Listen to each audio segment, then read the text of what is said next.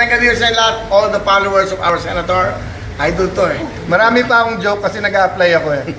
Alam niyo, mga kababayan, ito po magiging advisor ko. If ever na ako ipagpalain, galing. Sobrang idol at sobrang marami akong matututunan. Basta sabi ko lang po, ang kaya ko nang gawin, makapagbigay ng saya at pag-asa sa ating mga kababayan. At makatulong sa ating mga kababayan may hirap. Yun ang batas. And vice versa po, kasi po, ang bawat isang professional, meron po yung talent, meron po yung forte, di ba?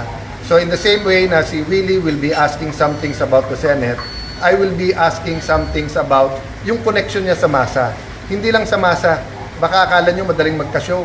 Kanina tinatanong ko siya, ilan seasons na, ilan years na? Willie? 27 years na po. 27 years. Yung iba po, 1 season lang. Sabi niya, hindi, depende sa ratings. Pero pag tinanong mo, ano yung factor sa ratings, malalim po yun.